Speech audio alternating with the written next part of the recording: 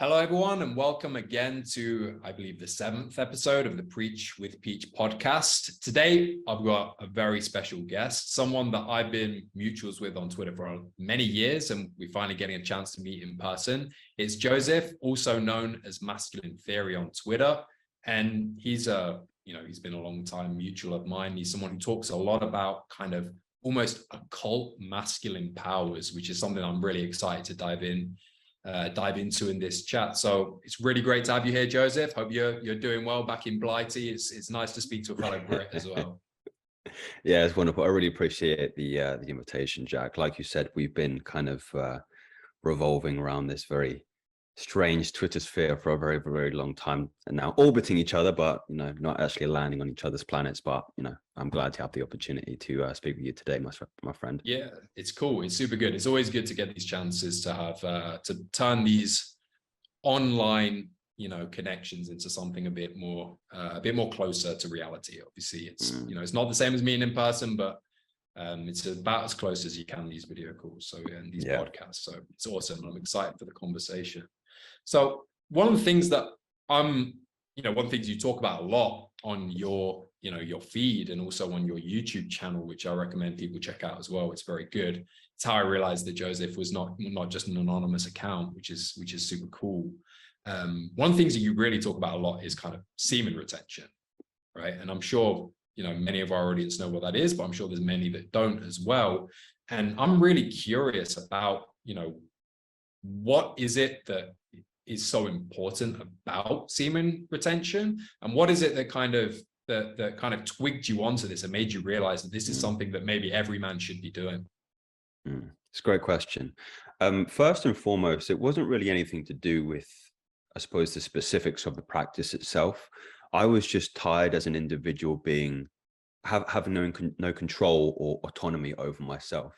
And that really was the kind of seed that was planted in the soil that made me go into this area, made me want to again ascertain better authority over this animal that we all kind of live in. So it began with that. It just began with the notion that I fully want to sit in the seat of my powers, and I want to have complete mastery over oneself. And I kind of looked in certain areas of my life, and I've been fortunate enough to never be, I would say, extremely addicted to any kind of paraphernalia or other, drugs and substance misuse.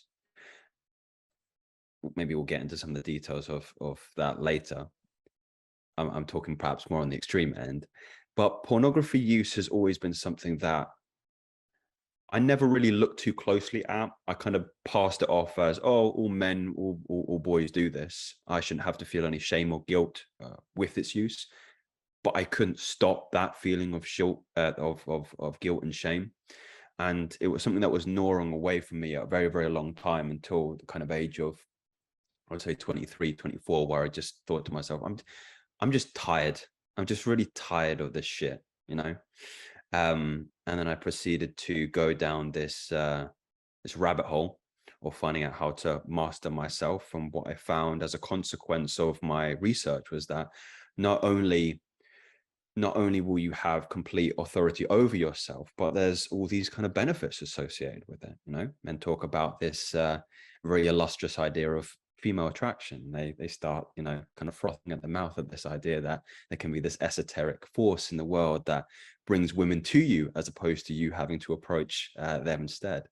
And they feel like they've stumbled upon this gold mine. I felt like I'd stumbled upon a gold mine, and not just that, but more energy, increased cognitive powers, better memory, and all the other details we can start to go into. But that was really, I suppose, coming back to your question, the rationality for me starting, and the continuity in my practice of finding out those benefits.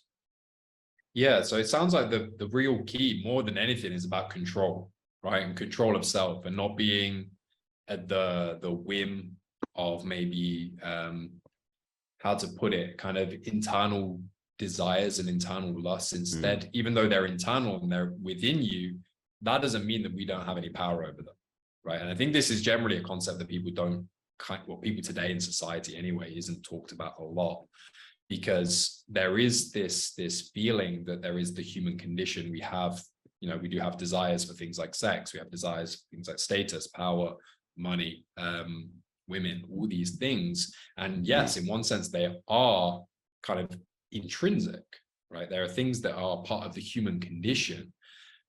But the idea that just because something is part of the human condition doesn't mean that you can resist aspects of the human condition. And there's, you know, there's other aspects of society which seems to focus on these negatives of the human condition and less on some of the other aspects in terms of kindness, love, companionship, and being able to cooperate together, and how that can be, you know, for the greater good, both on a personal level as well as on a different level. So for me, it's really fascinating that well, I want to ask you actually, like, did you find, it sounds like it was initially the struggle with pornography which led you to kind of this realization where it's like, okay, I can actually have control over this area of my life. Did you find that that bled out into other areas, like after you did kind of maybe beat that demon, as it were? What the tendency control to want to control 100%. Yeah. I mean, I think fundamentally the solution I found to mitigating the presence of pornography in my life, it's a tool so powerful that, again, I find it, as you kind of poetically said, bleeding into all other facets of my life. When people try to quit pornography, or, you know, go on this journey of semen retention, celibacy, abstinence, whatever synonym you want to use, they typically mistake the source of why that is happening, and the source of it is emotional control. Yeah. Right. At the source of every relapse, every decision to perhaps indulge in something that you know isn't going to be conducive for your health long term, it's typically a negative emotion tied to it. It could be fear, you know, fear that I'll never find a good woman and, you know, be in a relationship, get married, have children. It could be shame. No, it could be apathy. You know, things aren't going well in my life. I'm depressed. I'm anxious. I'm stagnating. I'm drifting. Let me find the pleasure. Right. So what I found was, once I started to develop the tools that allowed me to better relate to my emotions, I would find more control over things like anger, more control over things like pride, more control over things like neurotic tendencies that everybody, you know, including you or I, have experienced in our lives, you know, stress, anxiety, depression. It's not that, and I need to be careful about how I phrase this, but I don't want to say that emotions in and of themselves are bad, or you place some kind of subjective opinion on them. They're very objective. They're part of reality. They're the human condition, I think you put, as you said previously. But it's a way of relating to them in a more healthier way. I like to call it identification with those emotions, as opposed to, let's say, becoming them, right? So so let's maybe talk about something a little bit different. I had a friend at school, secondary school, or the Americans are thinking, what secondary school? Saying high school, right? And he had very, very bad anger problems. You couldn't even banter with him. You couldn't joke with him. You couldn't throw around, you know, a comedic premise around him without, which, by him. the way, in British culture is terrible. Like, if you're that guy, you're a bloke and you can't handle that, that's not a good one. 100%. They'll smell blood in the water and they'll come for you even more. And that's what happened to him. You know, people knew that he would get very, very easily emotionally compromised, and would often be the brunt of the joke. And it was terribly embarrassing. And what's interesting now is, when I think back, you could watch in real time, as, I'm not going to say his name, but let's just call him Stephen. Let's say Stephen was there, and then Stephen started to disappear, and anger started to take Stephen's place. Stephen isn't in the driver's seat anymore. Anger is sitting in the driver's seat, and Stephen's in the back seat, and he's just not there anymore. And it's so fascinating to watch. And I start to see that in myself when I maybe come across particularly triggering material online or on Instagram or some of the socials. And I started to find myself ebbing back to that back seat, and then desire and lust starting to sit in the front seat and driving that vehicle. And I took my hands off the wheel. So it's so, and that's a very good analogy to kind of share with you, and what's actually happening in those moments is that you start to become a passenger instead of the pilot, as it were, of your life. So to answer your question, 100%, 100%, it will find its way into every single facet of your life and give you more control and authority in areas you wouldn't even think of before.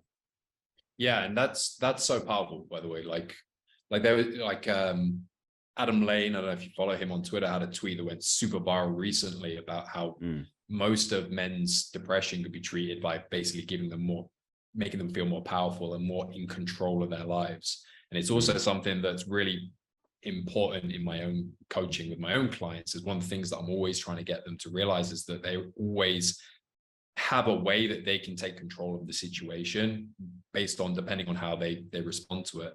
And it's very interesting. A lot of the things you talked about has overlaps with some of the main issues that I deal with in my own clients, because like the key that I've found to most, like, obviously my goal with my coaching is to help people get into relationships, is to help men who want to have families, have relationships, get to that. And they've struggled with it in the past.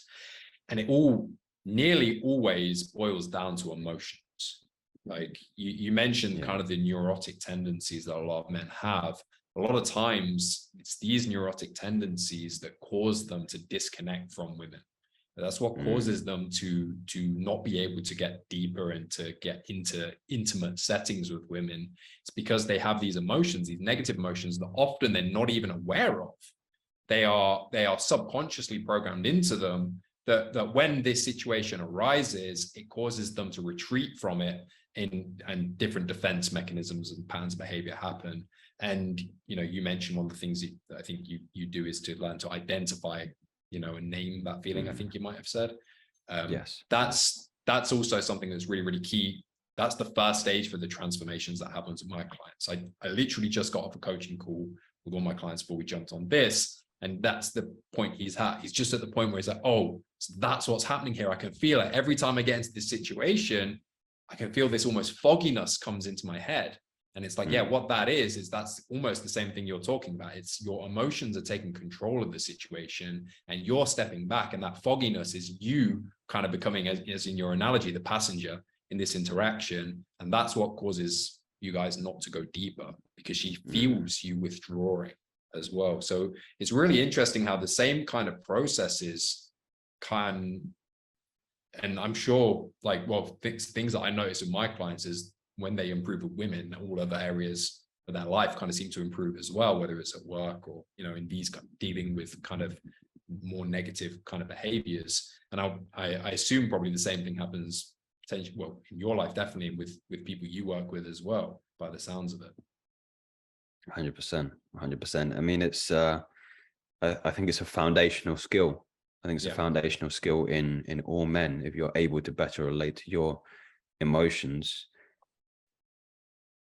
there's no area in life which will remain untouched by your ability to exercise. And you mentioned, I was just going to say awareness. That point, not a lot of people even. I mean, that's the first step. Not a lot of people get to that point. And imagine for your client, that's such a life-changing stage of development, of character development. So it's wonderful to hear you also applying the same what would you say, skills in your coaching calls with your clients.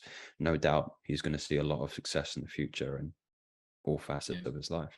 Hopefully, it certainly helps. So one of the things I do want to ask on the concept of semen retention, and it seems like maybe this is me putting my own perspective on it, because I do have my own perspective. I'm trying to remain as I want to hear your opinions rather than give my own. Sure. No, I like it. One of the things I'm curious about is in terms of semen retention, how do you find maybe transitioning that, obviously when you're single and you're you're maybe not getting the success you want in life, you're watching a lot of porn, it can obviously be very, very valuable in that situation. Do you find there is a transition, or how do you see kind of the transition from maybe that stage to moving into a more intimate relationship? And what's kind of your perspectives on that kind of transition? I suppose the first thing I would say is that many people believe I'm dogmatic in this way. I people wouldn't maybe know that, and I should make this a little bit more clear, is that I believe semen retention is a tool in a man's toolbox. I don't believe it's the all or nothing. The same way with fasting, the same thing with meditation. You know, if we all sat in a Himalayan cave and meditated, it wouldn't be conducive to maybe other areas of life that we would like to see success. If we all fasted, we would slowly perish. So you get the point. I believe that is first a fundamental understanding, and then also transparency with your partner. So I've practiced this successfully with my partner. It's a strange initial conversation, of course. You have to be careful that you frame it in a way that doesn't make the other person feel that they're unattracted to you, because that's how it can come across. And I've heard a horror story of a man who again pitched it again the wrong way. And you want to, again, so clear, open communication about what you're doing. What is the premise of what you're doing? So the way I communicate it is, you have to have an understanding that when I'm constantly going through the traditional forms of sex, ejaculation, it costs me a lot of energy. You know, I feel lethargic after, tired, I just want to nap and go to sleep, right? There's something in me, and I've observed this myself, right? This is always hard when there's not a lot of objective information to be able to share with a partner, but anecdotally, I've observed in myself that I have an increase of drive, zeal, energy for my business when I'm going through periods of abstinence. So I would use this very intentionally. If I'm working on so the last book I wrote took a lot of energy. Also, you have to kind of compile that with the coaching I'm doing, the videos I'm creating, the tweets I'm writing, the Instagram, all the stuff to keep this machine going. So I was working a lot, and I just communicated, look, I'm going to need as much energy as I can at the moment.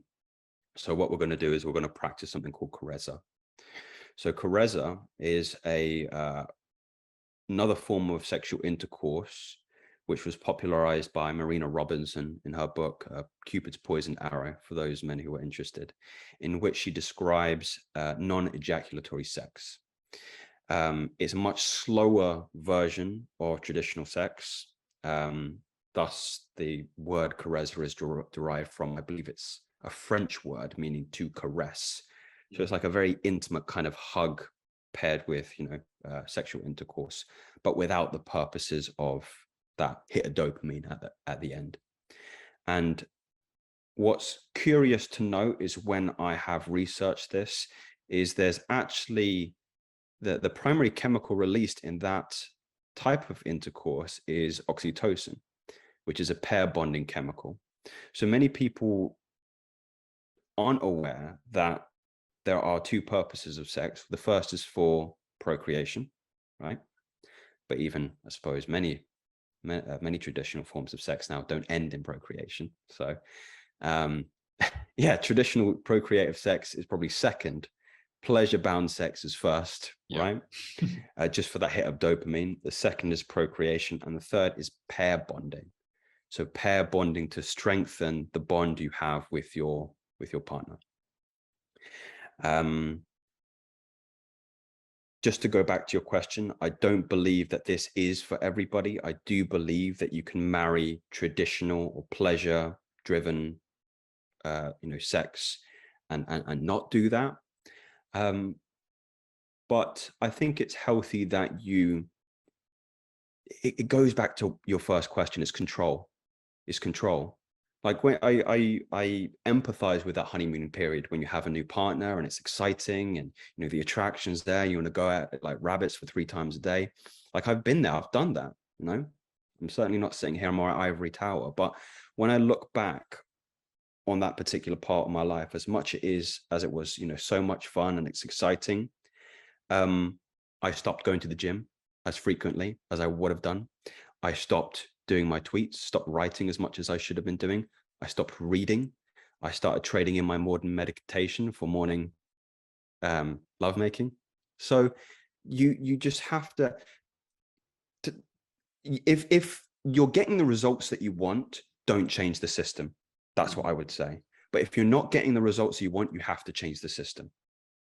It was a long answer, but it's a nice Yeah, no, it's conclusion. good. That's what we want. Like, it's better to go into the details. That's what the great thing about this kind of platform as opposed to Twitter, right? Podcast, like where nuance. yeah. Whereas Twitter is very much remove as much nuance as possible. Yeah, there's no nuance on Twitter whatsoever. Don't hate the player, don't hate the game. Don't hate the player, don't hate the game. As I always say on my newsletter to my when I do a controversial tweet.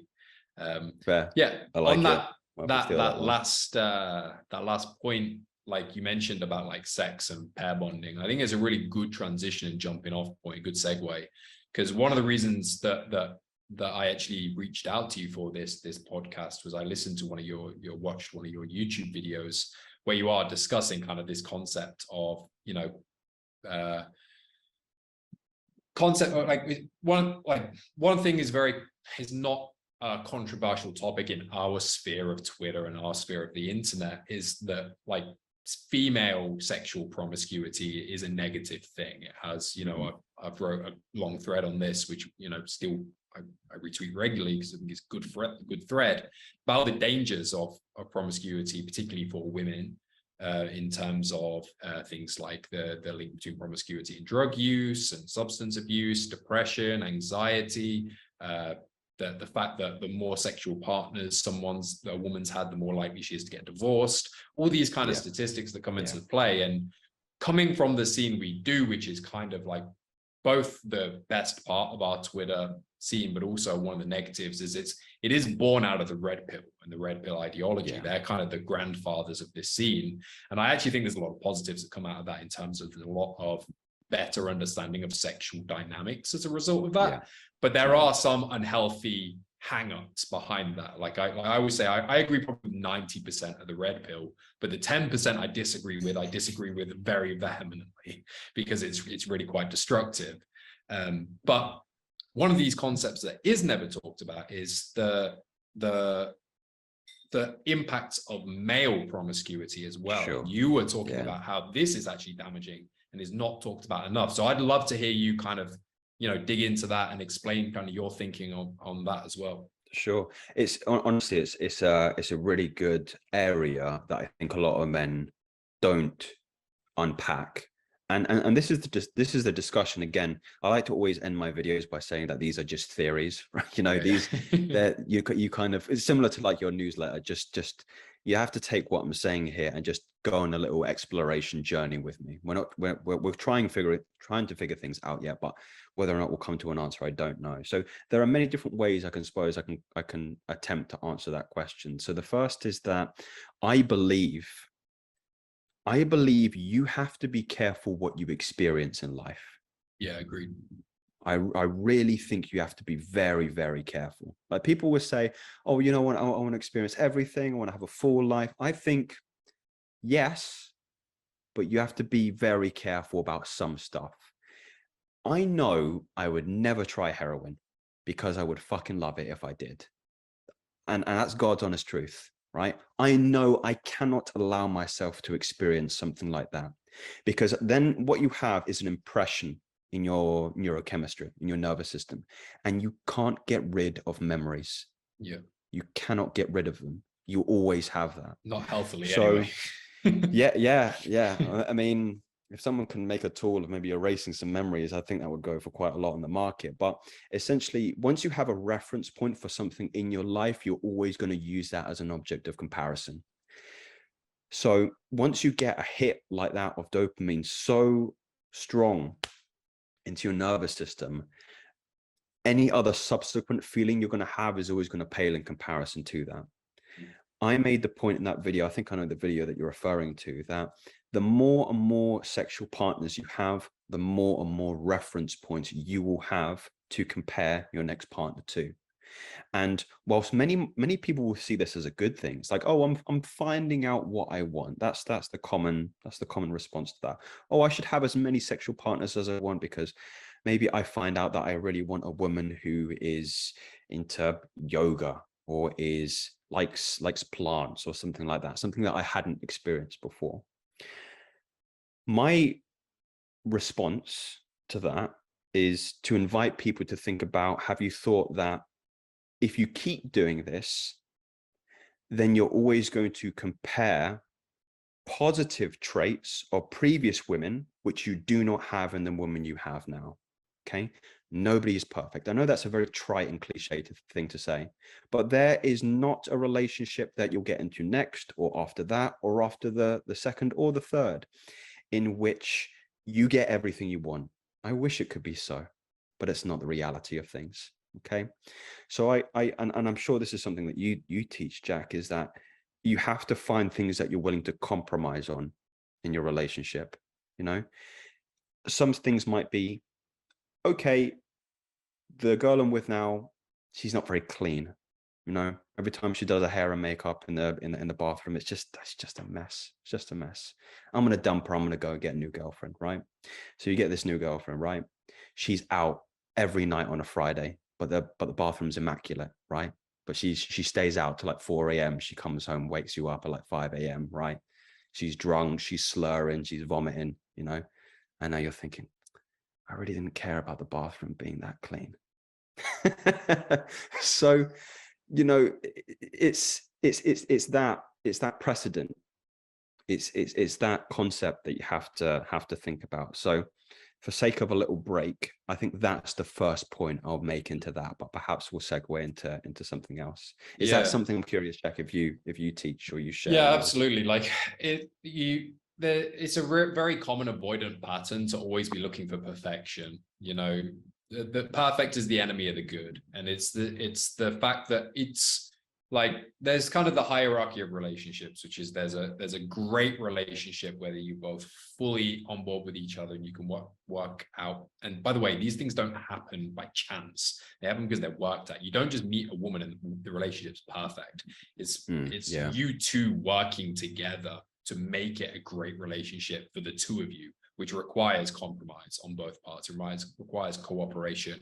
It requires understanding and empathy and being able to hear each other and communicating openly and directly about things. But even in the very, very, very best relationships, there's still like pretty good relationships. And I would always say like a pretty good relationship is better than a bad relationship, or is better than being single. Like being single is better than a bad relationship, but a pretty good relationship is better than being single as well. And sometimes one of the things that I take issue with in terms of a lot of other maybe dating coaches and relationship advice that's out there is they are often searching, like they're setting almost the standard too high. It's like you can't be in a relationship unless they are X, Y, Z, B, D, F, G, and H. And it's like, okay, like my alphabet is all over the place, but so is that trying to find that person. It's like you're creating such a high ideal that you're probably never going to be able to find that. And you have to be willing to compromise on certain things and understand that a great relationship is made, it's not found. That's just a really important concept. Also, the other point of like that I think builds on your point there is it is almost, when you're always looking for this new experience or this new woman, it's kind of like you're just basically in shiny object syndrome mindset, right? Where it's like you're always looking for the new shiny toy rather than kind of appreciating and being able to be grateful for and find the beauty in what you already have, right? And it's this constant chase and this constant search where it's very symptomatic of our consumerist society. You know, it's not a surprise these things go hand in hand. This kind of this consumerism with this view of like, I need to, you know, try a new woman. I need to try like an Asian woman and a Latin woman and, you know, a white woman, and she's got to be blonde. And if you try a ginger, and it's like, what's going on there is you're often, to loop back to our final point, is you're often avoiding the emotions that come with that deep intimacy relationship. You're avoiding the fact that when you have these conversations and you say, look, actually, you know, it is a bit of a problem for me that the bathroom's quite dirty. I understand that you do this, but maybe you can make, you know, we can have this conversation. How can we make this more comfortable for both of us? Right. And a lot of guys are not comfortable with having that conversation. And by the way, that's part of leadership. Like people often ask, like, how do you actually lead a relationship? Well, one of the main ways you actually do it is by starting these hard conversations. Once you start them, they tend to take care of themselves. You both just get into it and you sort it out. But it's that, and that if you don't have them, then it starts to compound and starts to get You turns get into this like resentful. huge monster. Yeah, resentment starts to build up, and then, you know, by you know, I don't know, 6 months in, you've got 7 or 8 different grievances against the other person that you're kind of secretly waging war against them and ready for this massive exploding match. Yeah, in Indonesia they have a phrase in Indonesian it basically translates as like it's 1 step, 2 steps, then you're on a mountain. And it's kind of this idea that like if you're just taking these steps and you're ignoring it, and next thing you know, you're at the top of the mountain, and it's this huge problem. Like, and it's just, if you just stop taking the steps and kind of face and look at the fact that there's this mountain ahead of you kind of thing, then you can kind of really, you know, figure it out. I love it. Yeah. And I want to jump off to another kind of, this is completely unrelated topic, but I think will hopefully be an interesting conversation. It's like you mentioned that there's this kind of need to feel like you have to, you know, experience something to understand it, which I like personally, from my perspective, is just like, it's one of these kind of faux pieces of wisdom. It sounds really like, yeah, you know, you're like, until you've tried it, you won't really know. And it's like, yeah, there's an element of truth to that. Like you say, if I've never injected heroin, yeah, I don't 100% know what injecting heroin feels like. But I don't have to have I don't need to go through that experience to understand something. Right? It's like something that sounds very like wise. It's like, oh, you need to experience it to understand it. It's like, no, I can look at, I know 10 junkies and all their lives are absolutely miserable. I can use that as my experience to understand this situation. And it kind of ties into this almost kind of like, yeah, like I say, like faux wisdom that we're fed on a daily basis, where it's like people, there's a lot of things in our society which sound great, but in practice, they're not so, you know, they're not so great at all, to put it mildly. And I think particularly in the area of relationships, this is a big problem, but also just in terms of how people view the world.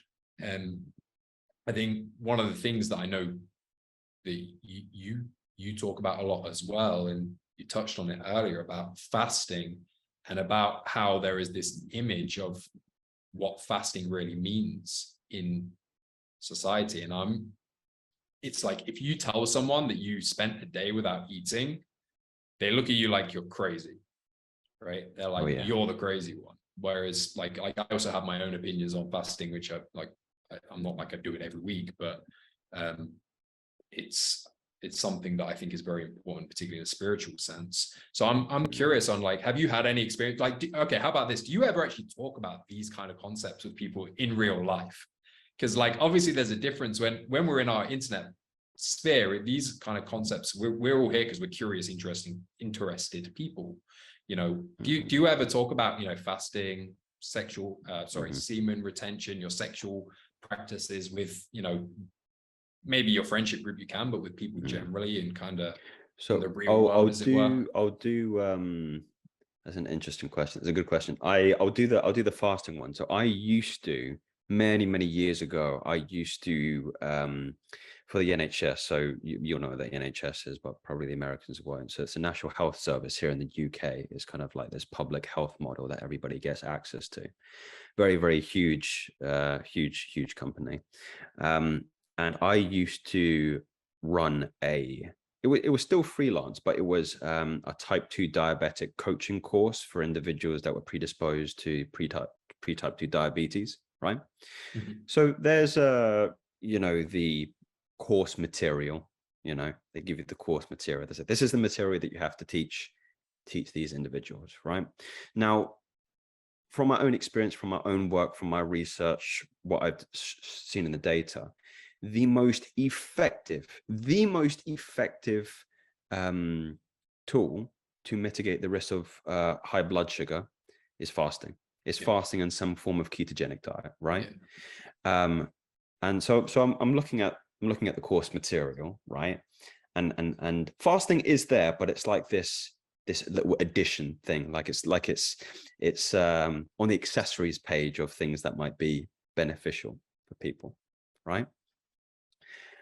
So what I decided to do was, as well as teaching the material, is dedicate a kind of 30-minute segment at the end of this program. And I had like, you know, 20, 30 people in each kind of class. So I'm lecturing, and then at the end I'll go, so coming back to the most effective thing that you can do is some form of restricted eating. And it's interesting to see the reactions, because people immediately think that you're promoting some form of self-starving. People think that, or people might just dismiss it altogether. But it was interesting, as time went on, I started to actually bring in various books that certain physicians and doctors had created on the topic of fasting and the utility of fasting. So I had a lot of scientific evidence behind me to prop up the proposals I was making. But to go to your initial point, it's very, very funny, especially in Western cultures. I'd be curious, I'm going to ask you about what you found in the East, because I imagine it would be a little bit more relaxed in this way. But people just have this very cultural, dogmatic lens in viewing eating patterns in the West: breakfast, lunch, dinner, and snacks in between. Right? That's how we eat. That's how we've always eaten. That's how we're going to continue to eat. As soon as I was proposing something like, why don't you veto the sugary cereal bowl for breakfast that you're eating every day, which is just knocking your blood sugar up sky high, spiking your insulin, and turning your blood to fucking butter or whatever. Why don't you veto that and just do like lunch and dinner? You know, people absolutely lose their minds. You know, but I won't have energy throughout the day. I'm gonna get dizzy. I'm gonna be fatigued. It's an adaptation period, you know. And the main point I make to those individuals is that the only reason why you're sitting in front of me is because your ancestors had that ability to go for days, weeks without eating food, and you're having a panic attack just because you're not having your Cocoa Pops in the morning. You know, it's really quite embarrassing, you know, and I have to be careful, of course, how I'm speaking to these individuals, because especially they are in the NHS clients. Yeah. Yeah, but yeah, and I said this, by the way, I told this to the curators of the particular program. I was saying, you know, the clinical evidence suggests that a variety of fasting, time restricted eating, and fat in the diet is the most important thing to mitigate blood sugar. And it's not even a question. Like, it's not even my opinion. That's what I said. It's not my opinion. It's what the data suggests. So to answer your question, yes.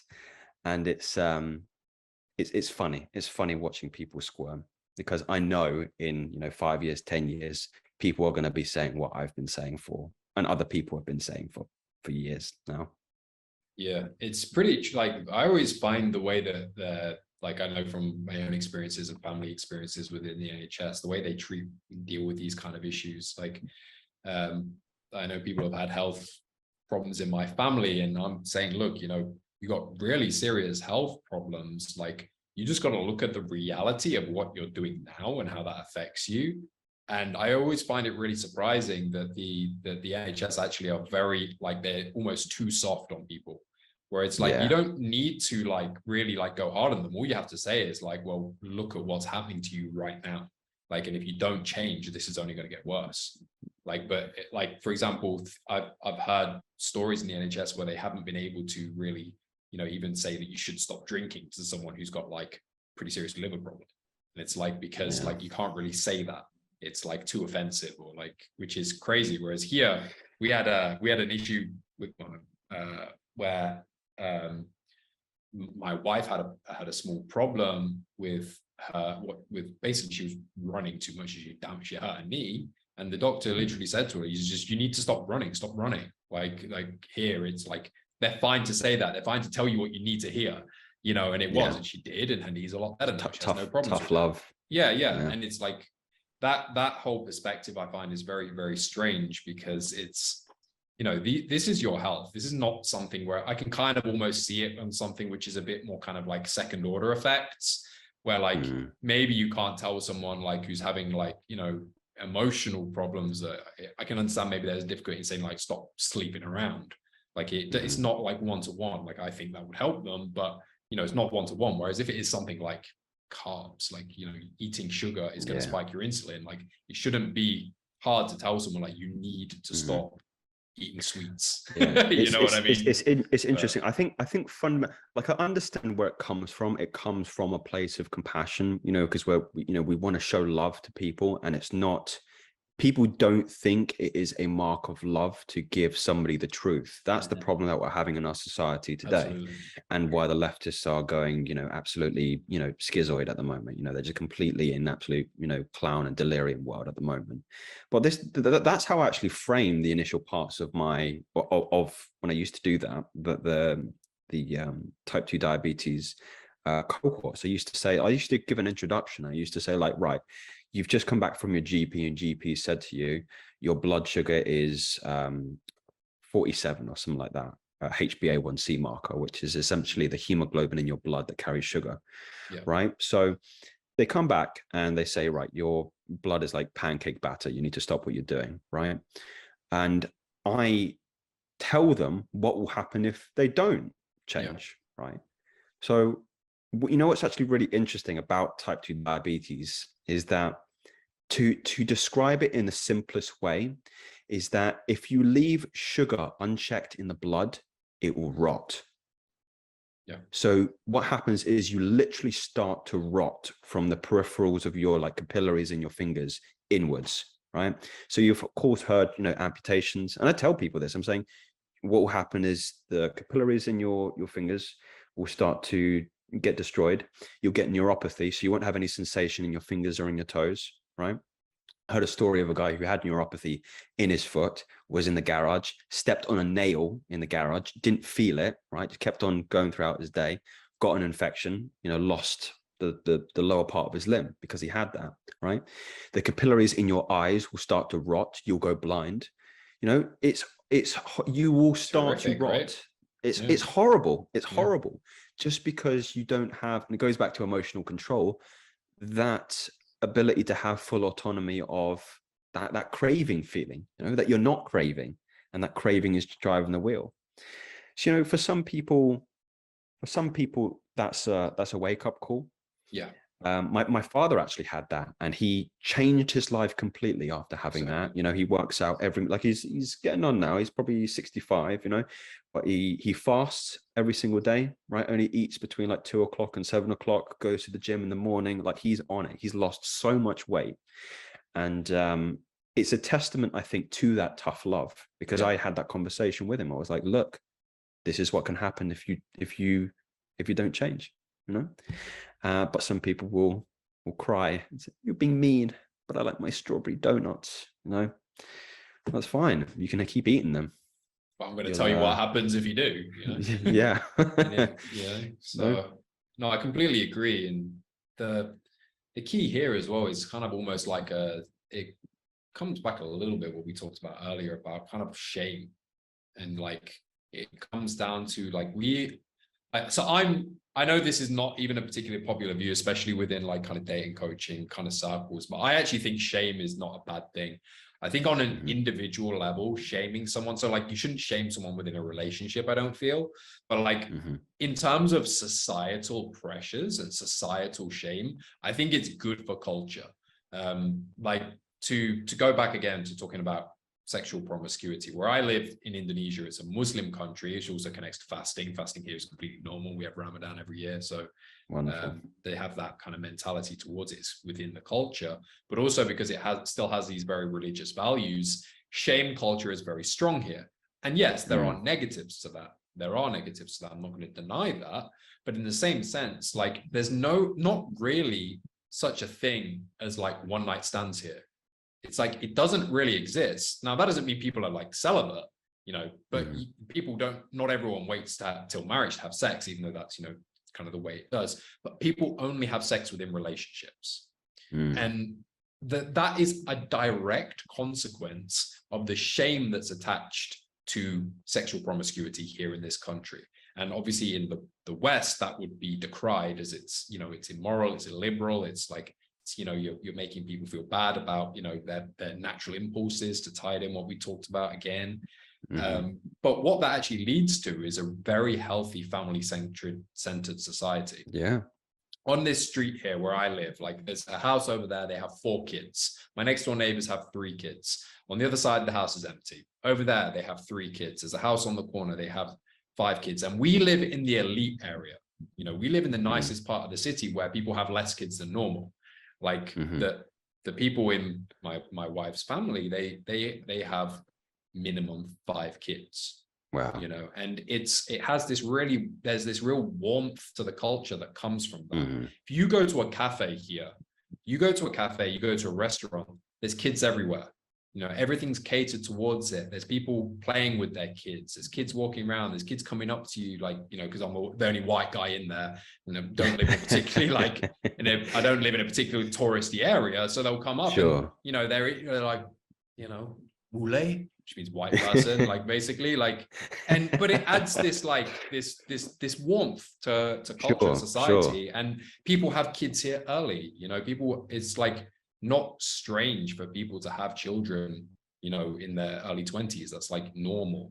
And this actually provides a lot of, you know, positives to the way people live their life, the experiences they have. Yes, there's stresses that come with this, difficulties, and you do get people who slip through the cracks due to this shame society. It can be hard on people who maybe aren't able to live up to that, and maybe have negative responses towards it, or aren't able to deal with their own problems and overcome them, so they can live in that way, right?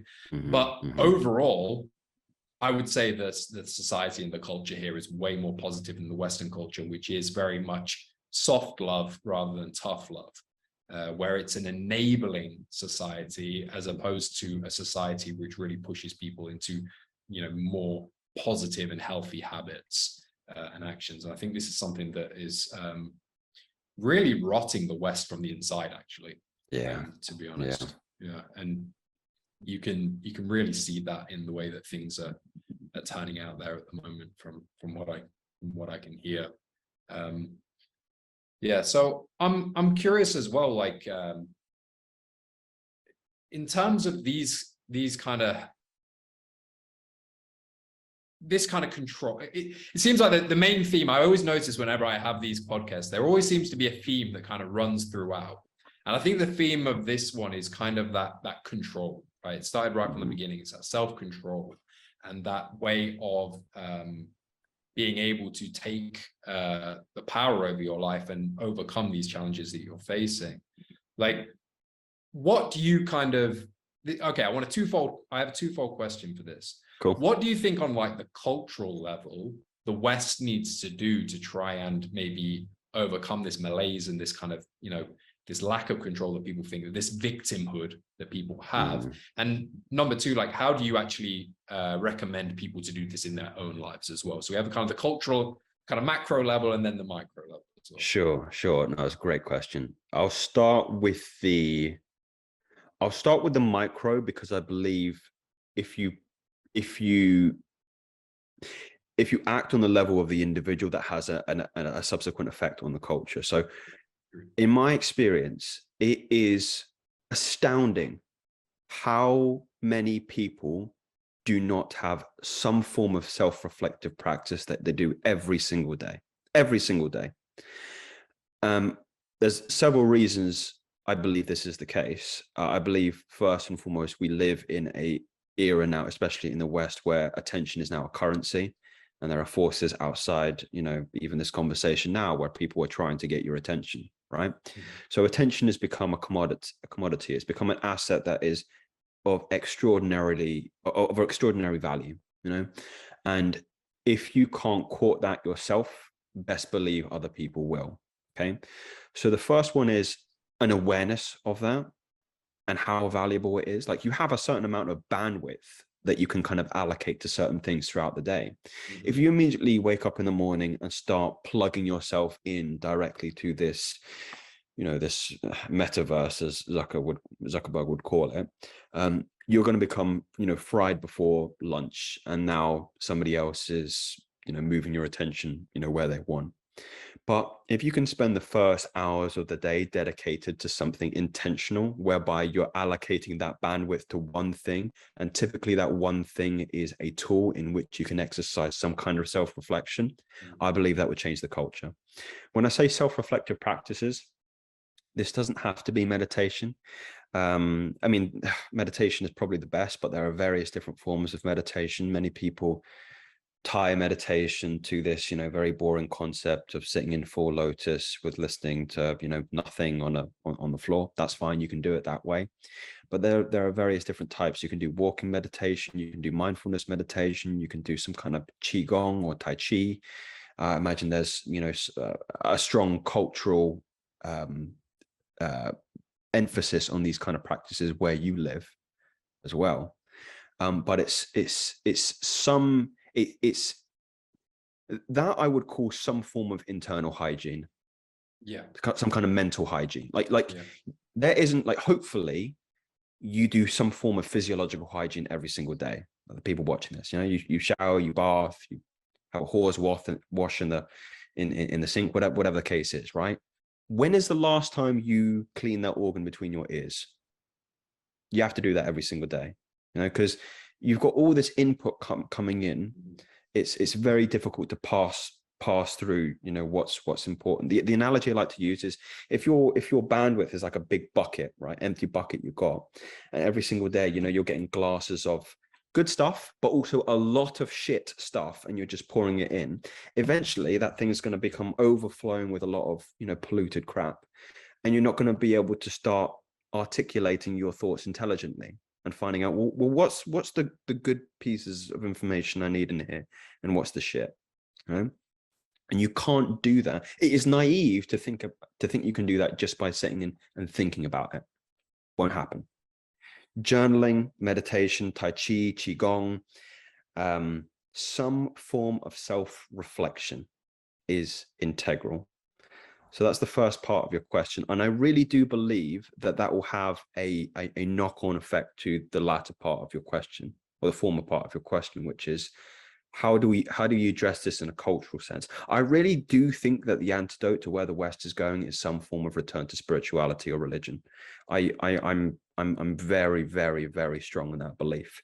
I don't mean religion in the dogmatic sense. I believe in some kind of relationship with God, because if you knock, the idea of God or religion or higher power or universe out of the foundation of society, you put yourself there and you become self-serving. And it all revolves around what we're seeing: pleasure. How do I get more pleasure? How do I get more money? How do I get a faster car? How do I get more jewelry? How do I get designer clothes? You're looking in the wrong place. God should be first and foremost. How do I get closer to God? How do I develop a relationship with God? How do I get closer with my family? How do I protect my family? That's where we should be going. And that all stems from a firm awareness that there is a higher power greater than yourselves.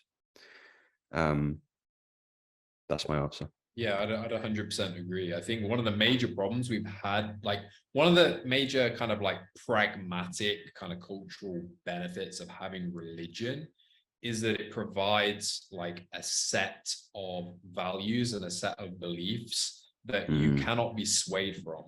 And this allows people to be grounded in something that is, in the purest pragmatic sense, it's time proven.